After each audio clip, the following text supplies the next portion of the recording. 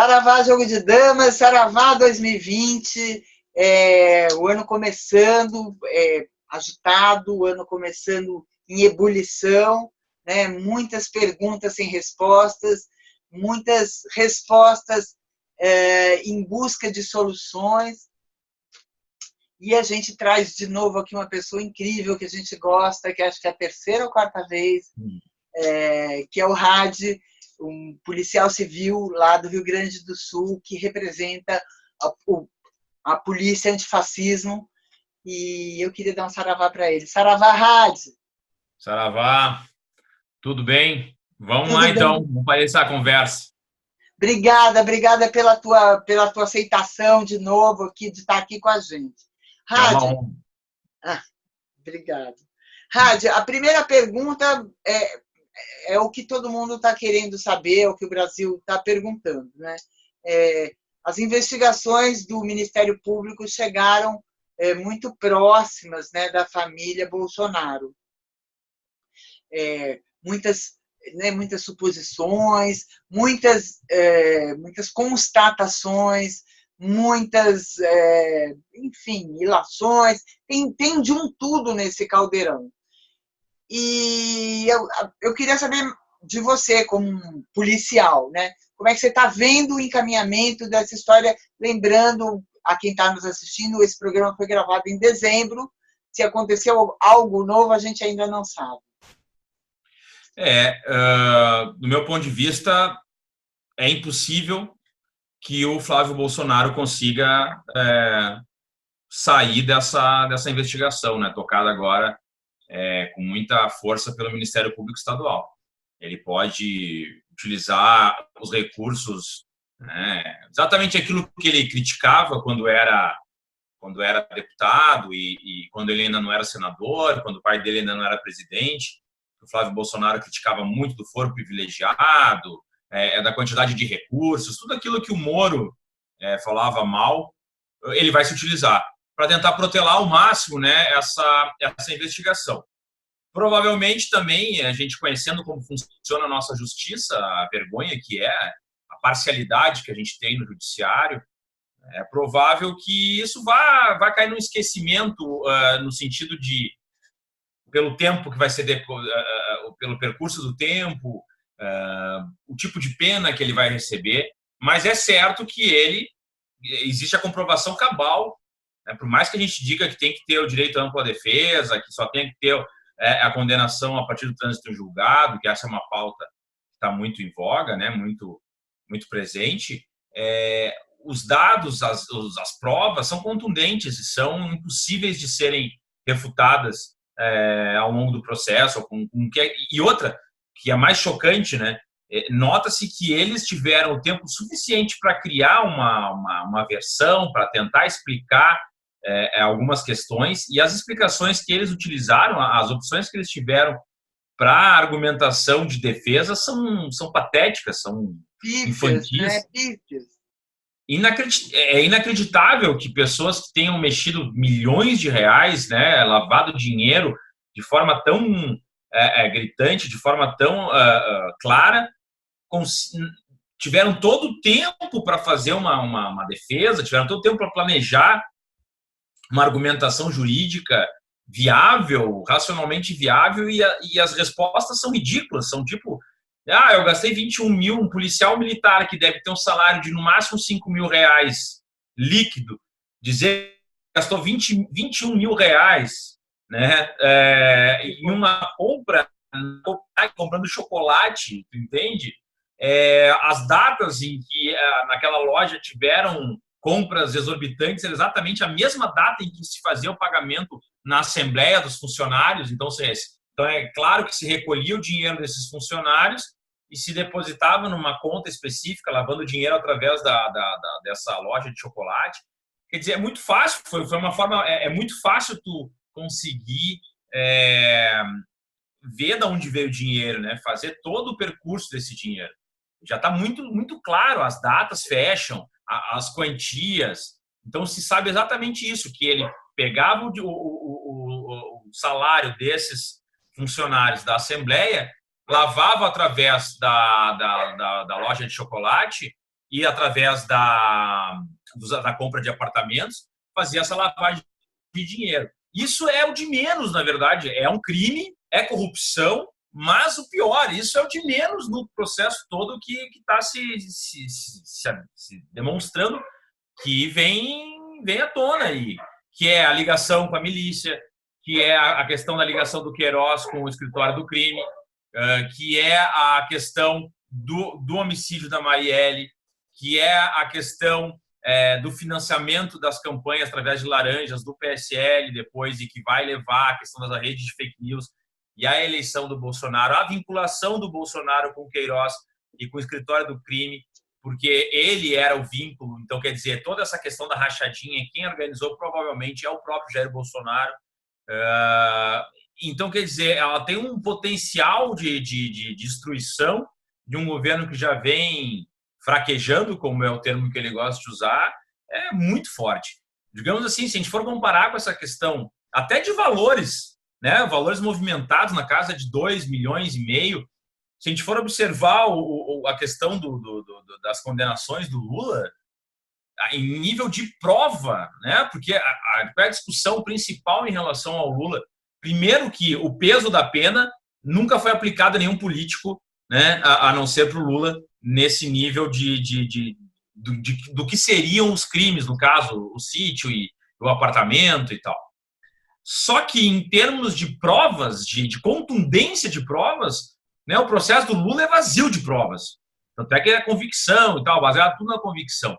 Essa questão do Flávio Bolsonaro, ela tem, assim, chega a ser uma orgia de provas, né? Uma quantidade de provas, uma quantidade de valores, uma quantidade de depoimentos e de pessoas envolvidas e vinculações com crime organizado que não tem, é impossível que isso que ele consiga reverter isso em algum momento de forma lógica, racional e demonstre que de fato não. Eu acho que isso aí ninguém mais discute. A questão é a chicana, aquela que a gente chama, que é de ficar até onde isso vai ser levado em recursos e protelações, o COAF agiu de forma equivocada, foi lícito ou não lícito. Vou discutir essas questões processuais, mas as provas são contundentes demais. E para mim, está demonstrado de fato, porque a gente tem o escritório do crime, dentro do escritório do crime é a milícia do Rio de Janeiro, né? Quando se fala, para quem sabe. O escritório do crime, que é a principal milícia do Rio de Janeiro, ela estava dentro do gabinete do deputado Flávio Bolsonaro. Parado na leve. Né? Dentro do gabinete da Assembleia Legislativa do Rio de Janeiro, do Flávio Bolsonaro, estava no condomínio do presidente da República e do seu filho, do Carlos Bolsonaro e do Jair Bolsonaro, que foi onde entrou o carro que matou a Marielle, com os 2 assassinos, um deles era vizinho de porta do Bolsonaro. Né? O Queiroz era o vínculo deles todos, tanto é que o Queiroz, quando começaram as investigações, se refugiou no Rio das Pedras, lá, que é a região da milícia, dessa milícia no Rio de Janeiro. Então, quer dizer, e o Bolsonaro é o vínculo de todos eles. Então, quer dizer, se o judiciário funcionasse da forma como deveria funcionar, se o Ministério Público agisse da forma, da contundência como ele agiu contra a questão ali do mensalão ou da própria Lava Jato, se a polícia trabalhasse com o mesmo ímpeto, com a mesma... Em pouco tempo a gente já teria o Flávio Bolsonaro preso e provavelmente o Bolsonaro também dentro de um turbilhão de investigações que atingiria provavelmente o Carlos Bolsonaro, né, na questão do homicídio da Marielle, que atingiria provavelmente até o Eduardo Bolsonaro, que está vinculado à Polícia Federal. Então, do meu ponto de vista, isso não é uma questão política, não é uma questão partidária. A gente tem uma milícia de fato hoje governando o país. Né? E o que essa milícia vai fazer para evitar as investigações, que a gente já viu, já fez muito, já pagou provas, já fez bastante questões em relação a Marielle, principalmente. Vamos ver como ela vai agir daqui para frente. Rad, você falou uma coisa interessante, né? Que agora a gente vai entrar na questão das chicanas, né? Enfim, dos trâmites todos para chegar no trânsito em julgado. O interessante ou o irônico dessa história é que, assim que o STF negou, né, a prisão em segunda instância, Tanto o presidente quanto o Moro apelaram para o Congresso, para que o Congresso revertesse essa situação, e esse projeto está lá, né, está tramitando no Congresso. O que você acha que está acontecendo na cabeça dessas pessoas, agora que, né, o fogo pegou no rabo ali do Bolsonaro, que agora é o filho dele, pode ser preso a qualquer instante, né? Não esperar o trânsito em julgado.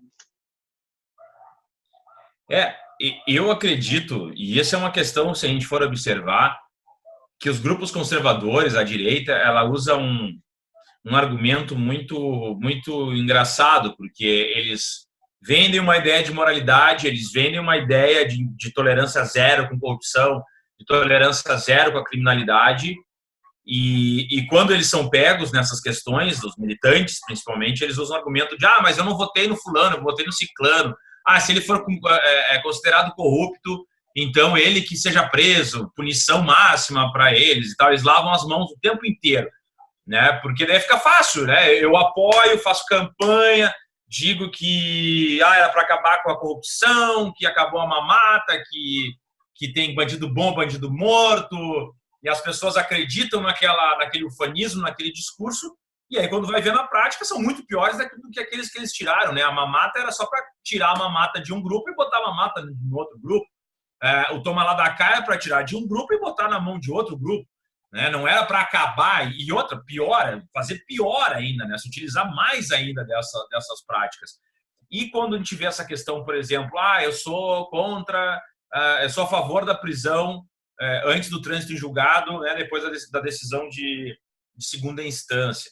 E aí aparece uma situação dessas, em que essa pessoa pode vir a ser prejudicada, eles utilizam de todos os recursos possíveis para que isso também blinde essa pessoa. Ou seja, o discurso sempre é focado no inimigo, digamos assim, naquele que é o diferente. Quando acontece com eles, aí eles se utilizam, né, na surdina, claro, se utilizam de todos os recursos possíveis e imagináveis. Daí, eles adoram criticar, por exemplo, o garantismo penal, que adoram falar que o garantismo penal nada mais é do que seguir estritamente aquilo que está colocado dentro da Constituição Federal, dentro do Código de Processo Penal, dentro do Código Penal, né? É a garantia máxima do cidadão frente à ação do Estado. A gente pode ter algumas críticas em relação a isso, mas aquelas pessoas que sempre criticam o garantismo, quando elas são vítimas, vamos chamar assim, são réus, né? São réus. As pessoas são réus em processos. Essas pessoas estão sofrendo uma investigação. Elas sempre vão querer o máximo de proteção. Sempre vão querer o máximo de garantias para que não venham a ser presas, para que não tenham punição.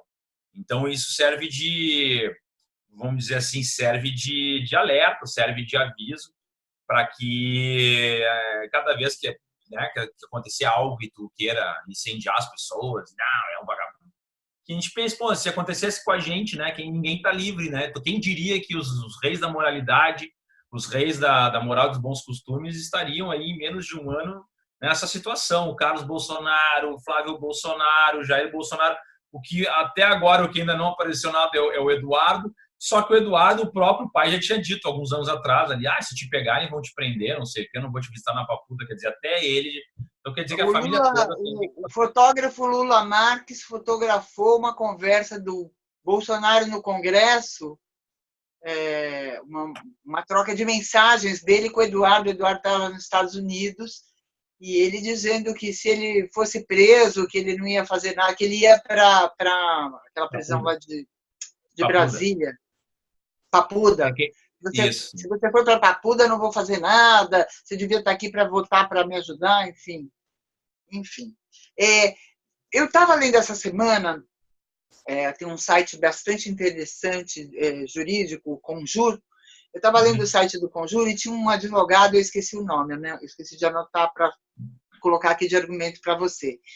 Mas ele dizia que a Constituição realmente ela não está em vigor. Ele diz isso literalmente. Não, a Constituição não está em vigor e isso por culpa do Judiciário, né? porque não está havendo nenhuma interpretação da Constituição. A Constituição foi, sim, aviltada. Queria saber de você o que você pensa disso diante de tudo que a gente está vivendo. Não, com certeza. Do meu ponto de vista, a gente já vive um estado de exceção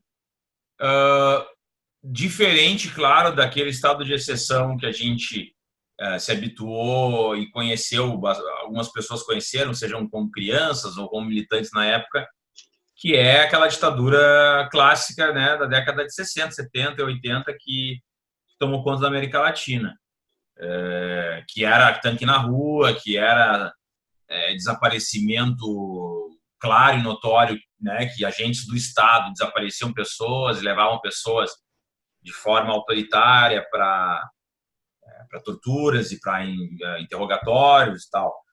Esse era o estado de exceção clássico, né, que a gente tinha quando acontecia isso. Isso é o estado de exceção. Então. Existe ainda, claro, existe esse tipo de estado ainda, existe ainda esse tipo de clássico assim de estado de exceção, mas existe o estado de exceção que, no meu ponto de vista, é o que a gente está vivendo no Brasil, que ele é tácito, assim, né? Por exemplo, a Constituição Federal fala, né, sobre o trânsito em julgado, pegar essa questão do trânsito em julgado, fala só será considerado culpado após o trânsito em julgado. Bom, aí, por ser um Lula, por ser uma pessoa que não poderia correr o risco de estar na rua durante uma campanha eleitoral e favorecer o seu candidato, porque, enfim, ele já teria sido condenado, né, já tinha sido condenado na segunda instância, então não poderia concorrer à presidência naquele momento, né? Porque já tinha a condenação em segunda instância e isso, pela lei eleitoral, já impossibilita. Né? Mas, enfim, o fato de ele estar na rua, de ele estar fazendo campanha, de ele estar podendo aparecer em programas eleitorais foi ponderado, e a gente vê isso na Vaza Jato, a ponto de ter que, vamos ter que desmoralizar e colocar ele na cadeia, mesmo a gente sabendo que a Constituição fala que só após o trânsito em julgado. Então, quer dizer, isso demonstra claramente que nós temos uma Constituição desrespeitada. A gente for pegar o artigo 1º e falar todo o poder emana do povo, a gente tem um presidente que fala é de Deus, não sei o quê, tu entende? Tem várias pequenas questões que acabam sendo definidoras, né? Essa própria questão do Estado laico, tudo isso está sendo desconsiderado, as garantias fundamentais, qual é o objetivo do Estado. Ali, digamos, do artigo 1º até o parágrafo 5º, a gente tem um desrespeito total e completo da Constituição, que é a parte dos direitos fundamentais, né, da nossa Constituição. Então, eu considero que essa argumentação do advogado está totalmente correta frente ao que a gente está vivendo, né? Não só da Constituição, diz respeito, inclusive, ao Código Penal, né? A gente tem ações digamos, essa própria questão que aconteceu, por exemplo, e é complicado tu falar, porque, por exemplo, Rio de Janeiro é uma situação muito complexa, é uma criminalidade realmente violenta, bem armada, que mata muitos policiais. A gente sabe que a polícia também tem seus problemas, mas também faz o seu papel, mas tem seus problemas de corrupção também endêmicos. Mas, por exemplo, se a gente fosse pensar friamente, e a gente sabe que não é assim, os criminosos no Rio de Janeiro são coitadinhos, não é isso. A gente não pode entrar nesse maniqueísmo, porque eles têm mania de colocar esse maniqueísmo como se fosse uma pauta da esquerda, que o bandido é coitadinho, são vítimas da sociedade. Não é isso. Bandido é bandido, e eu acho que isso aí não tem que discutir. E são bem armados no Rio de Janeiro. Agora, se a gente for pensar em termos de Código Penal, se a gente for pensar em termos de lei, essa questão, por exemplo, de um helicóptero sobrevoar uma determinada área, como o Witzel fez, por exemplo, que ficou famoso, né, em Angra dos Reis, acho que foi em Angra dos Reis, né? E aquele helicóptero sobrevoar uma área e atirar em pessoas que não estão atirando, por mais que sejam criminosos, armados e tal, mas atirar em pessoas que não estão atirando contra o helicóptero, que não estão fazendo, é completamente antijurídico. Não existe nenhum preceito jurídico que diga, olha, você pode abater pessoas que estejam caminhando com uma arma na cintura, entende? Claro que essas pessoas têm que ser punidas, as pessoas são perigosas, não é isso que a gente está dizendo. Mas se a gente for pensar que se a gente vive num Estado democrático de direito, como supostamente a gente vive, o que significa isso? Que é democrático porque, né, as pessoas têm seus direitos garantidos. E é de direito porque é baseado em códigos, é baseado na lei. E se a lei não fala sobre isso, e a questão clássica é aquela, né? O cidadão pode tudo que não está proibido em lei. E o Estado só pode aquilo que está na lei. Essa é a diferença entre o Estado, os agentes do Estado e o cidadão. Né? O cidadão pode fazer tudo desde que não seja proibido, vedado. E o Estado só pode agir mediante a lei.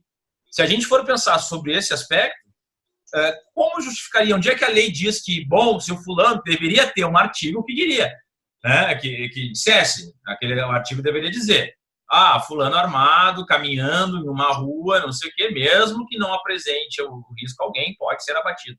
Então, quer dizer, bom, certo ou errado, concordamos ou não, não é a questão. A questão é, se o Estado só age mediante aquilo que está colocado, e isso não está colocado, logo nós temos uma ilegalidade, e isso está passando batido.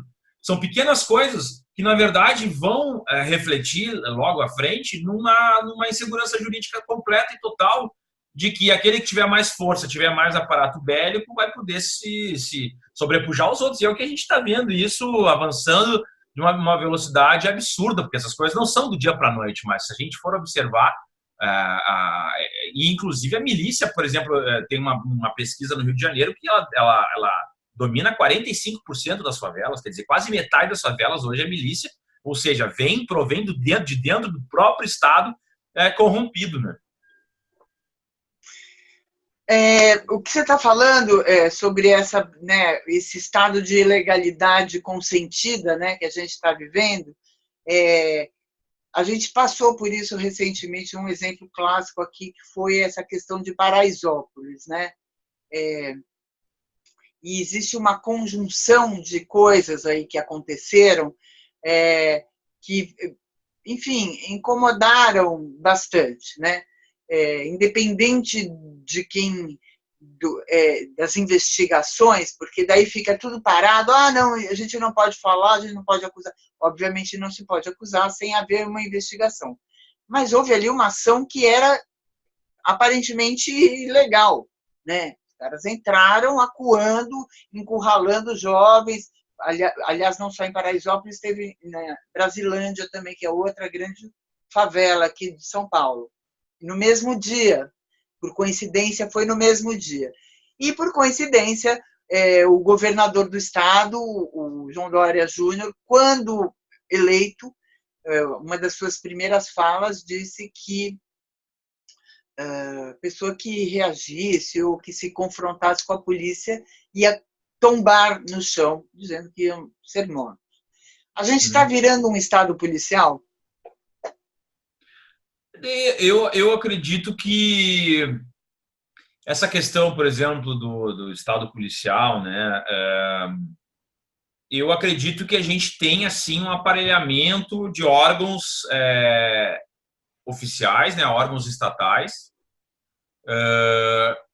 e esses órgãos estatais estão agindo como partidos políticos, né? A gente vê a questão da Lava Jato, o Moro saindo da Lava Jato e indo ser ministro do Bolsonaro. Isso é uma prova cabal de que, né, digamos assim, a Justiça Federal de Curitiba e o TRF4, né, não digo todo, mas em grande parte agiu como um partido político. Então, quer dizer, a gente tem um Estado policial na medida em que ele está controlando determinado grupo de forma autoritária, não democrática, né? Quando se fala Estado policial é nesse sentido.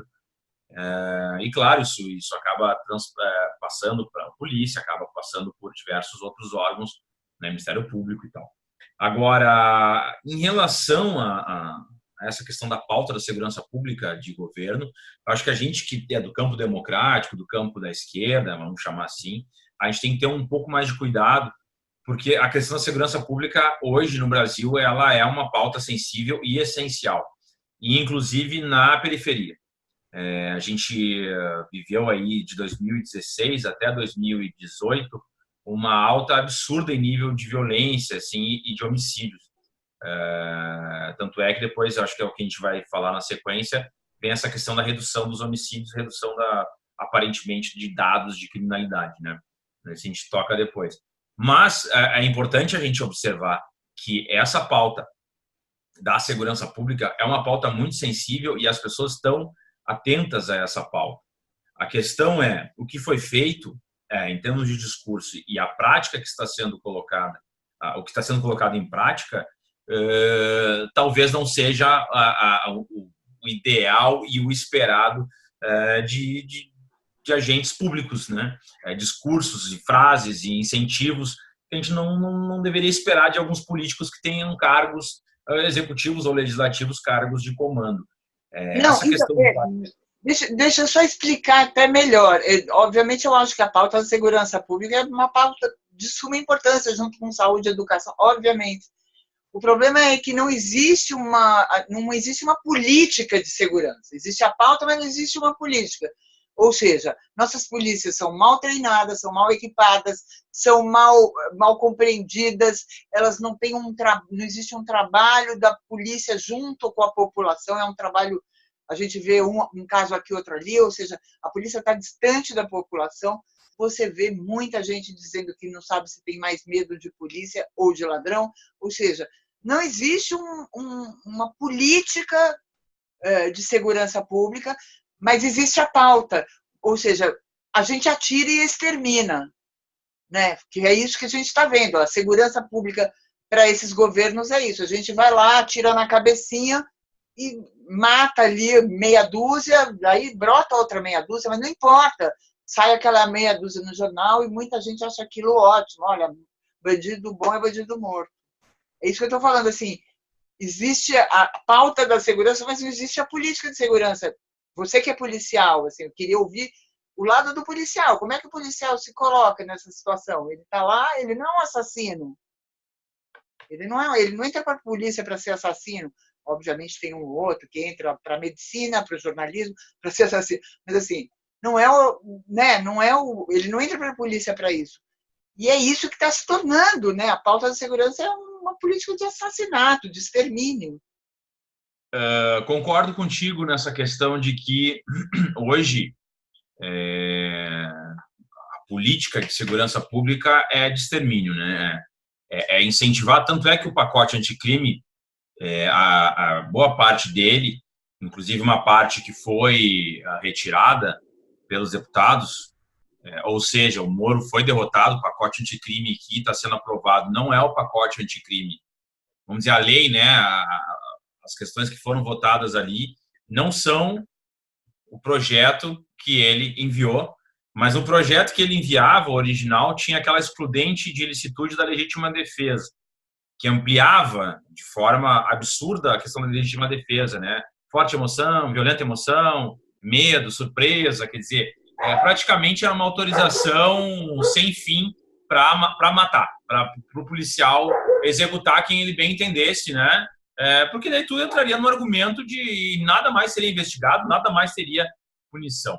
Eu, como policial, eu trabalho na rua, a divisão que eu trabalho é a divisão de homicídios, quer dizer, a gente trabalha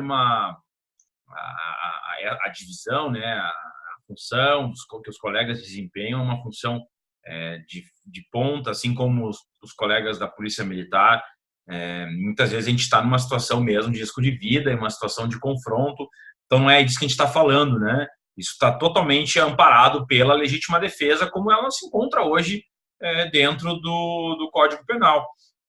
A questão é que se tu amplia essa situação, tu acaba favorecendo os maus policiais, os milicianos que a gente chama, né? Os policiais corruptos, os abusadores, e que tem em todas as corporações, tem dentro do Ministério Público, tem dentro do Judiciário, tem dentro dos professores, tem dentro dos bancários, né? Tem dentro de todas as instituições. Isso é inerente, inclusive, em todos os países, não é uma questão só do Brasil. No Brasil, talvez a gente tenha a percepção que, de fato, existe mais corrupção dentro da política, mas não é uma exclusividade nacional, não é uma exclusividade de nenhuma categoria. Claro, algumas ficam mais aparentes que outras, tem países que têm uma tolerância maior e outros menores, mas, enfim, não é isso que a gente está falando, né? Mas determinadas políticas acabam favorecendo esse tipo de prática. A gente vê lá em Paraisópolis, por exemplo, não se sabe ainda se aqueles vídeos são gravados no momento da ação policial. Reza agora as informações que chegam, reza a lenda, né? Mas as informações que chegaram, e aparentemente são informações oficiais, então é difícil. que de fato teve uma troca de tiros dos motoqueiros ali, 2 motoqueiros contra uma guarnição da polícia militar.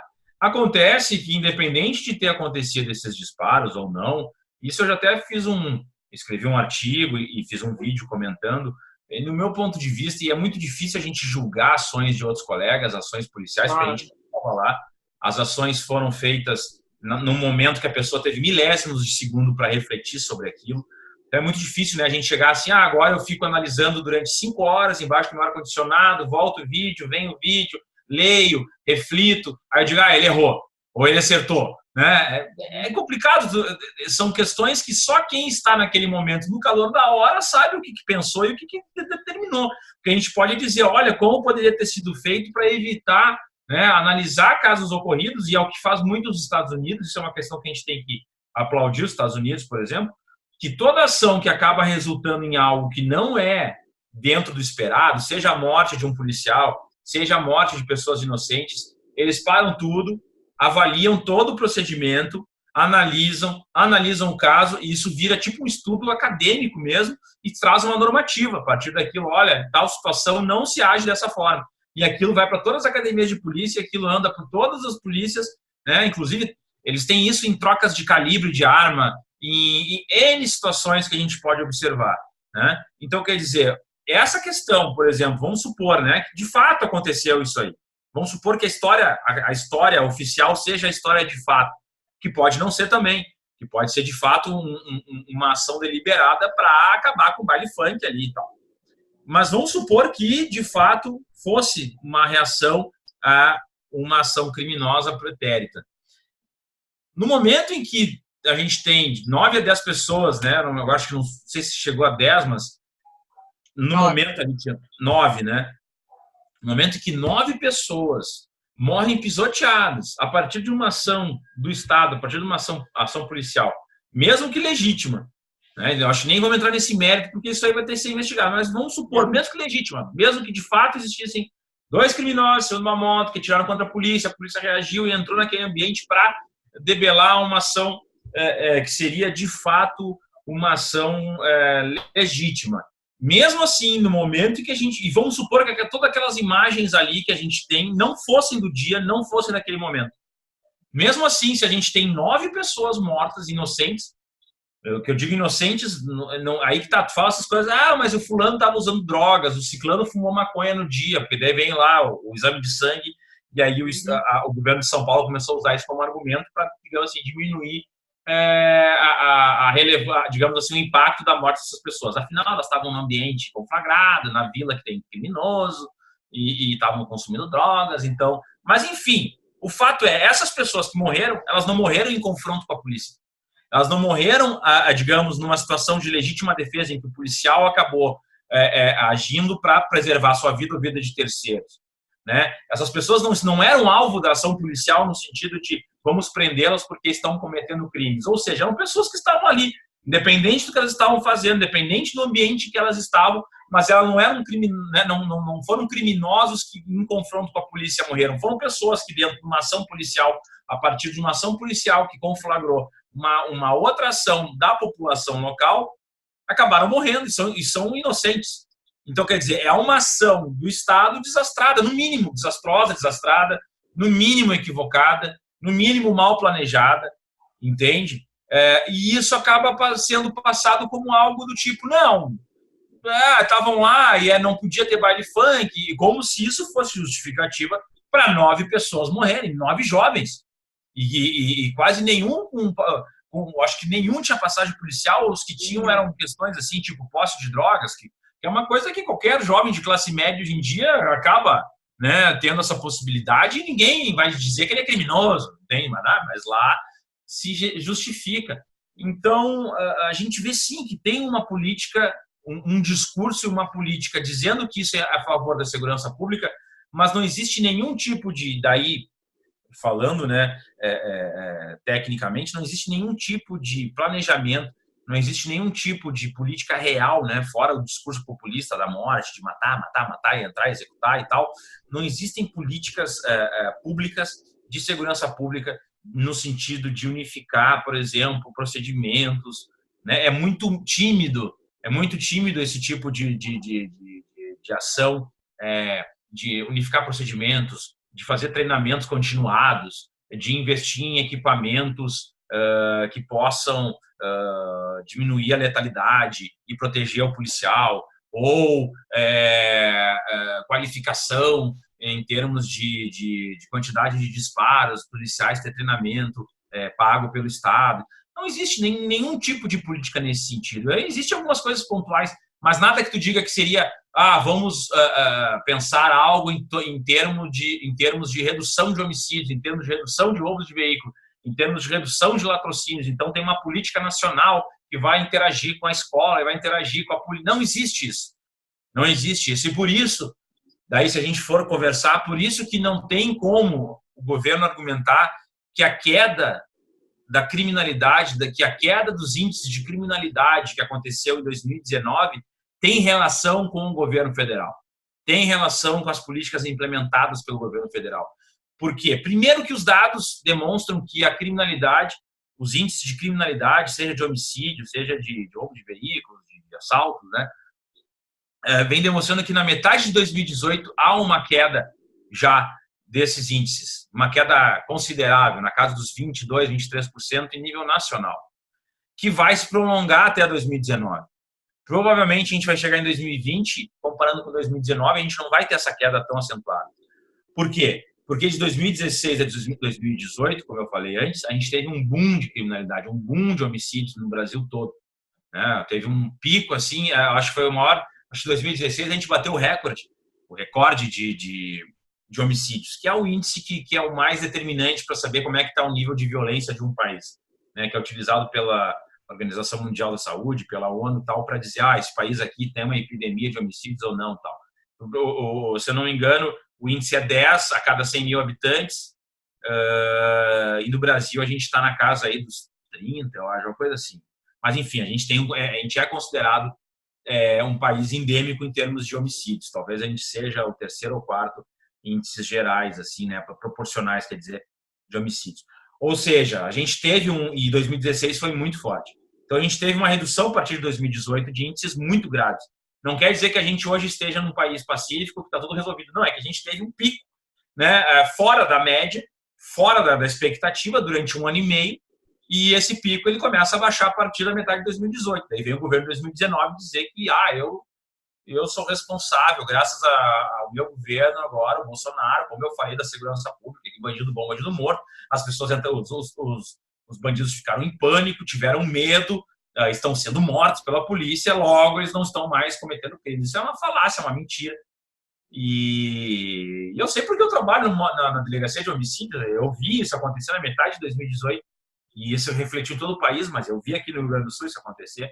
Claro, a gente não pode menosprezar a ação do Estado, das polícias, porque, por exemplo, em 2018, aqui no Rio Grande do Sul, a gente prendeu muitos homicidas, muitos mesmo, trabalhou com muita inteligência, isso tem que dar mérito. Existiu nos estados políticas de redução de homicídios, de colocação, de organização de departamentos de homicídios nos locais que não tinham. Então, quer dizer, existiu uma política estadual, talvez coordenada pelo governo Temer, não sei dizer, já vinha do governo Dilma e tal, não sei como é que, realmente eu não sei disso, mas a gente vê que os estados sim fizeram sua parte, mas isso também não seria o suficiente para legitimar uma queda tão agressiva no índice geral da criminalidade. Mas muito populismo, é muita mentira, né? Um governo Bolsonaro e o Moro agora, o herói da moralidade, que não se incomoda com a corrupção do governo dele, virem agora pegarem os louros e dizerem que é responsabilidade deles, uma coisa que no máximo é responsabilidade dos governos estaduais. Uhum. A gente está indo para o final do programa e, enfim, 2020 está aí, 2022 também já está batendo na porta. Eu queria que você desse uma geral no que você está vendo na luta antifascismo, que é a bandeira que você aí carrega junto aos seus colegas. Enfim, queria que você nos desse um panorama. A gente tem sido enfim, a gente tem se confrontado com imagens enfim, pessoas que se dizem nazistas, enfim, eu queria que você colocasse para a gente como é que está a luta antifascismo no Brasil. Eu honestamente acho que talvez a gente ainda não tenha chegado, infelizmente, no pico real da questão do fascismo, né? Porque o que a gente tem que entender? Porque eu sou formado em História e me formei em Direito também, tenho mestrado em Direitos Humanos, então essa questão do nazismo, fascismo é algo recorrente, assim, eu fiz também pós-graduação em História Contemporânea, então acabei vendo algumas vezes, repetidamente, vários autores sobre essas questões de nazismo, de fascismo, né? Que o nazismo é uma forma de fascismo. Mas, enfim, a questão do fascismo, para mim, o que me identificaria, né, como sendo fascismo? É uma ideia do militarismo, é uma ideia de um grupo que ele teria uma moral superior e que deve subjugar outro grupo, o anticomunismo, o antimarxismo, antissocialismo, por consequência, intolerância com grupos vulneráveis, o poder pela força, a violência, essa questão até nacionalista que a gente vê no Brasil, que é um nacionalismo de fachada, mas se utilizam da bandeira nacional, mas batem continência com os Estados Unidos. Mas, enfim, mas tem essa... E tudo isso está presente, né, nessa política do Bolsonaro, Aliança pelo Brasil, Deus acima de... Quer dizer, são questões bem... Inclusive, as frases são as mesmas frases utilizadas e tal. E isso, além de ser uma política de Estado, que a gente vê hoje avançando como projetos como Escola Sem Partido, que é uma censura aos professores, são partidos que defendem a escola sem partido, na verdade, para colocar a sua ideologia hegemonizada, né? Que já vem da mídia, que já vem da igreja, que já vem de algumas igrejas, né? Não sem generalizar, mas que vem da mídia, que vem dos empresários e tal, né? E até, inclusive, o único espaço de debate que teria que a escola, eles querem hegemonizar para daí ficar uma massa, né, acéfala e uma massa controlada e toda igual, como é típico do fascismo, né? Então, eu acho que agora tu começa a ver no final de 2019 um avanço desses grupos, né? O Rio Grande do Sul, os estados do Sul são os estados que têm maiores das células neonazistas do Brasil, Santa Catarina, Rio Grande do Sul e Paraná. Não sei que poder esses grupos têm, de fato, mas o conceito fascista, mesmo que as pessoas que digam que são contrárias ao fascismo, que é um discurso que ninguém... Por exemplo, tinham esses grupos neonazistas mais radicais, esses malucos aí, esses caras que são realmente fanáticos no sentido de usar suásticas, como a gente viu esse latifundiário de Minas Gerais, e agora começa a repetir isso em alguns lugares, mas são grupos ainda pequenos, mas o conceito fascista, a prática fascista, mesmo que as pessoas digam, tu não sabe o que é fascismo é de esquerda, nazismo é de esquerda, né, que são as pessoas que falam isso, mas a prática dela, se a gente for colocar na ponta do lápis, se a gente for colocar, analisar numa lupa, a gente vai ver que a prática hoje de boa parte dos brasileiros, com essas intolerâncias com a LGBT, com esse discurso de ódio contra determinadas agremiações políticas, esse ódio à violência, essa necessidade de armar todo mundo para executar sem terra, por exemplo, né?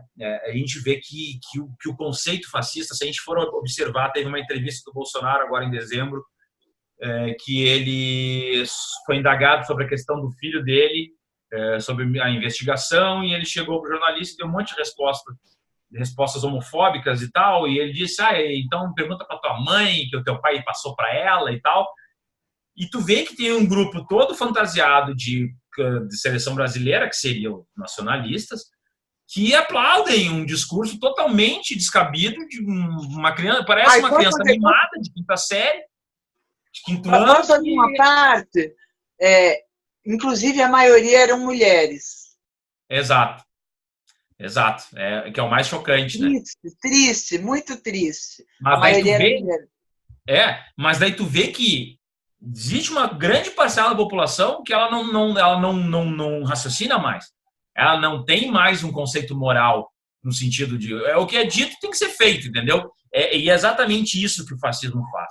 ele aliena as pessoas, ele é contra a academia, ele é contra o estudo, tem que ser uma questão só de ação, ação, ação, ação, ação. E é o que a gente vê no Brasil hoje. Então, é uma luta muito difícil, é uma luta, às vezes, incompreendida, inclusive, pelo campo da esquerda, do campo democrático, principalmente dentro da polícia, quando a gente tem os policiais antifascismo.